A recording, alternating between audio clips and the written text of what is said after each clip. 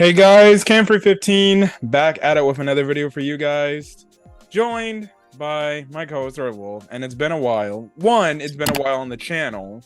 Two, It's a we've missed a lot of Rurouni Kenshin episodes. I get it, I know. no. You missed a lot of Rurouni Kenshin episodes. I, on the other hand, have been keeping up. You see, man, when you're busy working and driving to LA all the time, on top of going way away after your job shift, only to go then coach football late at night. Sometimes you just are exhausted.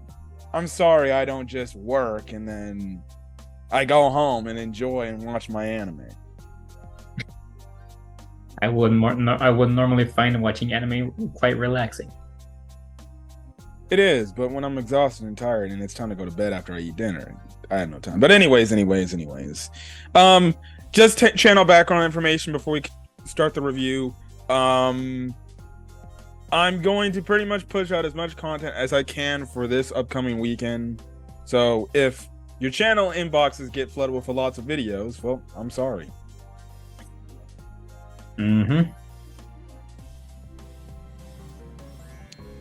No comment for this. Yeah. So, yes, and it sucks because I'm pretty much my own editor too. So, Now this I gotta see. anyways, Rurouni Kenshin episode 2. Now, if you're wondering how we're gonna handle it, because we're like deep far away, every single day we're gonna try to get an episode review out. There won't be an episode review out tomorrow because I'm also busy tomorrow on my Friday evening. So hopefully we can get it out Saturday and then one on Sunday, and then we'll see as the week progresses due to my busy schedule. But we'll see. No guarantees, but I'll try in my hardest to get to it. But episode 2, we get introduced pretty much the episode kind of surrounds this new character named Yahiko, and then a little bit, I guess, not detailing, but going a little bit into Rurouni Kenshin's past with this one police guy as he has to scuffle with this anti-swords police force. But And yes, and just like in the previous review of the first episode, I'm gonna be pointing out like some significant differences that they made in this new anime compared to the old one, and as well as mention some things that I might have forgotten to mention in the first review because a certain someone was rushing through it. Yeah. welcome to stop me. I was trying to, but while you were going through it, like I mentioned some things, but then looking back at it, I forgot to mention a few things also, like about like a Kenshin swords fight style and Karo sword fight style and a lot of all the stuff. Well, we start the episode off with Karu, who is Bae, and she's obviously upset that even though everything that has happened is now all cleaned up, she's still wondering why her students have not returned to her dojo. And pretty much Kenshin is like can't really stop them if they move on, so it is what it is, I guess. Yeah, like if not, just give it time. Things will start to go back to normal soon and stuff. And and Karo mentioned something about his age. Yeah, it's pretty much saying like pretty much reference the fact that we know this guy is old as shit, but he looks young as a freaking middle-aged man, like a middle 20-year-old to almost early 30-year-old man. You can only imagine how young he was when he first started killing. You can only imagine how young he was. I know how young he was, but when I first found out how young he was when he started like learning like the art of swordsmanship and killing, I lost my like, he's that. Okay, go ahead. Yeah, which it led to a funny scene because he's like, "Well, would you want me to be 30?"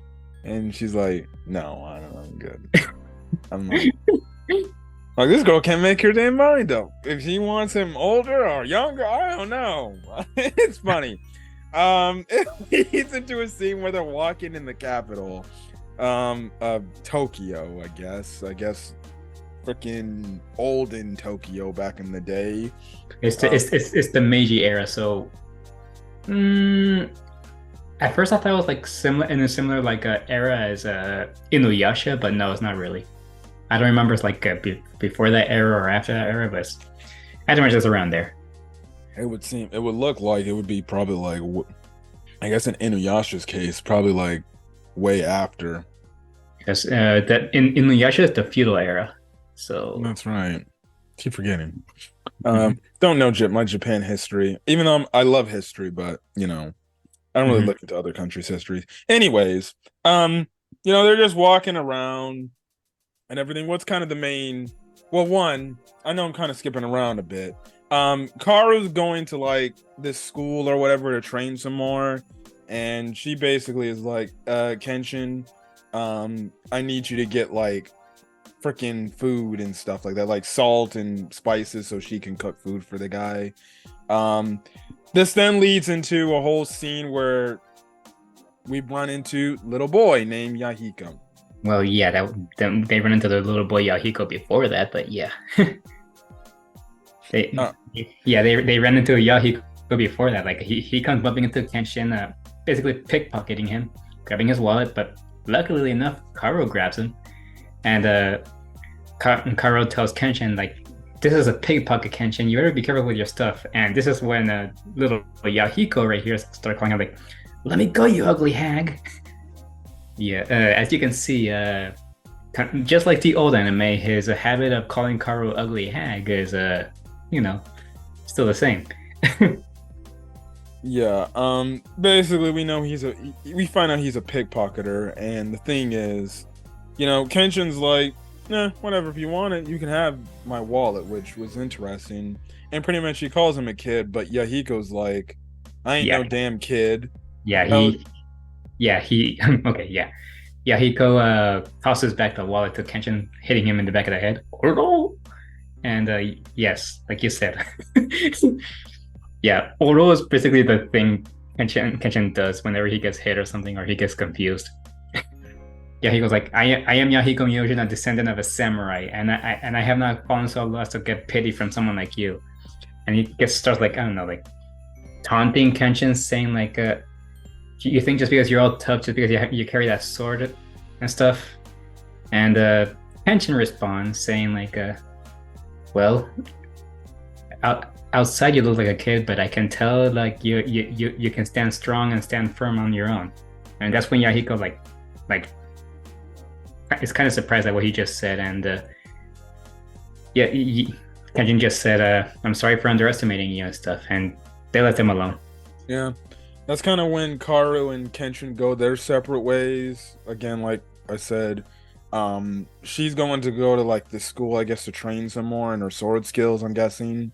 And she gives the task to Kenshin, like, hey, I'll make you food as long as you get these items for me and everything. And Karu, she ends up running into this carriage guy, this mustache individual who we see later in the episode that apparently knows Kenshin back from his way back in, I guess, in the past. And Mm-hmm. he's like, so where's the police force or whatever, their office, I guess. And she just directs him there, and that's kind of where it goes.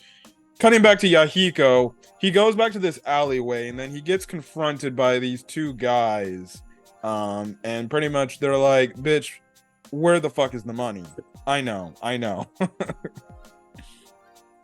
I mean, considering that they're like Yakuza members, I would definitely see them saying that. Yeah, they're basically, and pretty much Yahiko's like, I don't have the money, and they're like, all right, fine, whatever. You have until the end of the day to get the money, otherwise your ass is dying, pretty much. So clearly we see Yahiko, for some odd reason, he owes these people some sort of debt. I believe that's explained in the third episode. Yeah, that's So that's, we'll get to that. But the thing is, what happens is Karo's walking some more, and then this crowd starts running, and next thing you know, she's asking like, wait, what the hell's going on? And she's like, this one dude's like, somebody's getting arrested right now. Apparently he had a sword out, and the sword bearing police people are confronting him. And of course, just like in episode 1, it's Kenshin getting caught again. Mhm. So It's absolutely hilarious just to see this man pull out his sword again. Well, just have his sword walking out, and they make a reference to it early in the episode about Karu saying you should put your sword away, but he's like, "Well, it's no big deal right now." Yeah, and he says, "I'll deal with it when that time does come, when the sovereign release time does come to like confiscate it." And how does he deal with it? Well, he starts out by saying, "Well, wow, they're persistent, are they?" And of course, they had the normal police have him surrounded, and that's when he goes like, "Well, I guess I have no choice. I will calmly like let myself, get arrested and stuff." But that's when like the sword bearing police starts coming in. That one guy we saw. Yeah, his name was Ujiki, I believe it was. This is another difference that they made in this anime compared to the old one. In the old anime, they take care of the Yahiko Myojin stuff first. Then like the next episode they deal with the sword bearing police. So but right here they kind of deal with it all like in one whole arc, if you know what I mean. Go ahead. You can go ahead and explain what happens in this scuffle. Yeah, the sword bearing police comes up saying like well done, man. We'll take care of it from here. But this one officer is saying like well, there's really no need for you to get involved. I mean, this man has no intention of drawing his sword, so there's no reason for you to get involved. But that's when like this Ujiki guy smacks that guy with his sword, saying like, you dare give an opinion to a superior officer, basically, which shows you just how twisted he is. And Kenshin's watching this like he's giving that serious look, like, and that's when Ujiki steps up and points his sword at Kenshin, saying, "Considering you have a sword, you must be pretty confident in your skills. Why don't you draw it out?" And Kenshin says, "Well, I don't carry a sword just to show off my strength." So and stuff, and that's when Ujiki just smirks, and that's when you see Karo start running in. Yeah. And what do they do? And then from what I remember, they attack her, and her bow gets cut too. Yeah, and they cut her bow. They point their swords at her, threatening that they're gonna slice her kimono and then humiliate her if he doesn't draw out his sword. Basically. Yeah. And we all know what that means, probably. And that's when Kenshin's like, are you really policeman? And yes, and Ujiki responds by saying, "Yes, I'm authorized to use a sword, and I'm able to kill with, and I'm legally able to kill." And that's when the crowd around are like, don't get cocky, you bastard, and stuff. And that's when Ujiki turns to the crowd and starts saying, "Huh?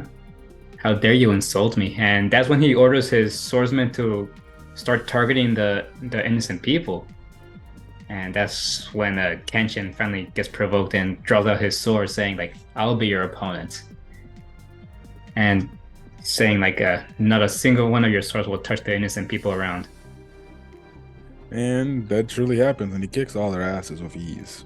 Yes, yeah. Then we cut over to the police station where like the mustachioed guy, which I'll name him like when we get back to Kenshin. He like has like a little discussion with this guy about like the Ujiki and like where he is from, and like he was basically talked about like how like the sword bearing police was like it's just full of ruffians, like they're basically out of control and stuff. And Ujiki he's from like this one area, like I forgot that one area's place. All I know is like he had like a particular sword style, which super strong or something like they mentioned in the episode. And this should probably be my chance to like mention like Kenshin's sword style, like it's called a Hite Mitsurugi Ryo, or Hite Mitsurugi style, which is like a one versus many sword style. And apparently, he's one of like the strongest imperialists out there, if not the strongest, with that sword style. And anyways, after that conversation, a man comes into the room saying like the sword-bearing police were defeated by one man, and as you can see, the mustachioed man is overhearing it, and the man described this one man who defeated the sword-bearing police, and he described it as long red hair, looking kind of frail, and a cross-shaped scar on the cheek, and that's when he recognized him. Yeah, because he was looking in the carriage, back in that carriage, and he was looking for a Hitoshi Batosai. He's basically just call him Himura. Yeah. So after the whole scuffle happens, he ends up running into Kenshin, and basically he's kind of questioning him like as if he knows him from his past, pretty much asking if he wants to join his force again and fight against like obviously crimes and things like that. But Kenshin kind of on it in a respectful way kind of turns him down on his offer. And says that he kind of doesn't want to live that life he used to because back then he actually killed, and he's a different person as he is now than compared to back then. I don't know if you want to go into more detail with that yourself, but yeah, Yamagata, the mustachioed man, his name is Yamagata. Mm-hmm. He goes on saying like, well, even though you killed, it was for like the new era and stuff. And if anyone tries to insult you and stuff, and Kenshin cuts him off right there, like you'll use your title to like drive them away, right? And yeah, that's when Yamagata just like shuts up and stuff, and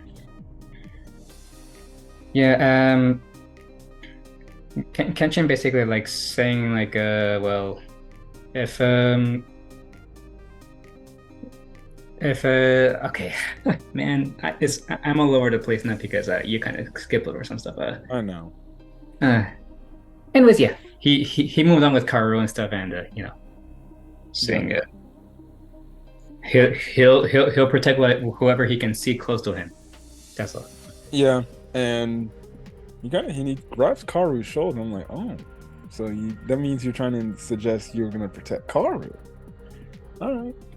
I won't go into details, but all I know is Kenshin and Kaoru are canon. All I know. I don't remember much of the details in the old anime, but yeah.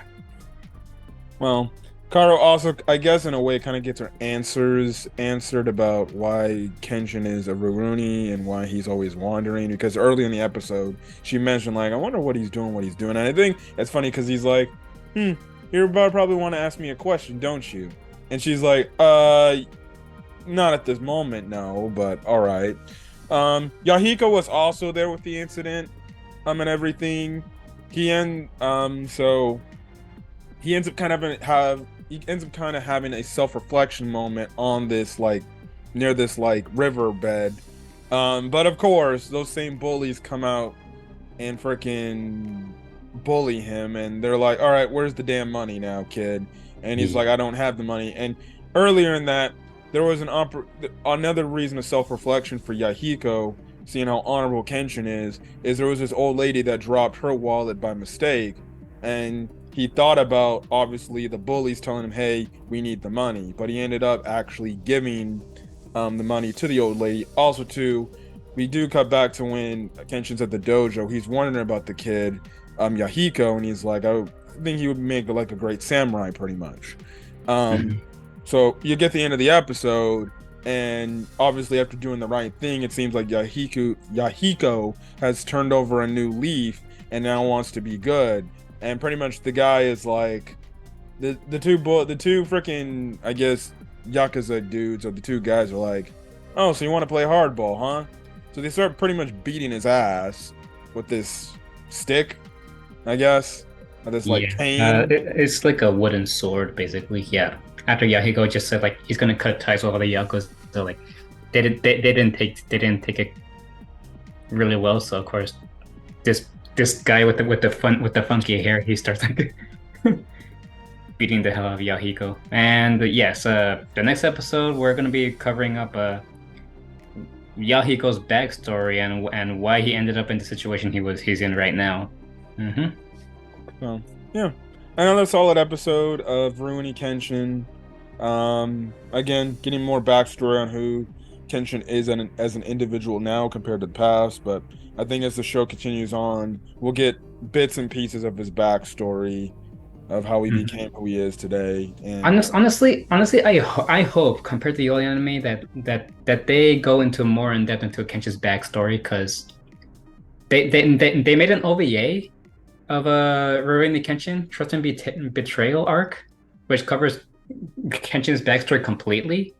Now I don't think we can watch it anymore because Go-Go anime and Kiss anime are basically kind of weird right now. Yeah, it's not in any like on Crunchyroll or in any other sites. So yeah, and yeah, I'm just gonna say this after everything I've seen, and all of like in anime history, I can honestly say Kenshin has probably one of the most, if not the most tragic backstory in anime history. I can say that much. Well, I hope they cover that in this new anime. you probably will. I hope so, because in the old anime they didn't cover that much. Because yeah, that's all I gotta say. Well, I guess we'll find out as the weeks progress, but that's pretty much it for this week's for this day's episode review of Rurouni Kenshin. If you guys like the video, leave a like, put in the comment section your thoughts on Rurouni Kenshin episode 2, as well as hit the subscribe button if you want to get more Rurouni Kenshin episode reviews, as well as anything else I upload to the channel, and things like that. But till then, guys, stay safe out there and have a great rest of your day, night, or whenever you're checking out this video, or whenever you're checking out this channel. Till then, guys, stay safe out there and have a great rest of your day. Peace.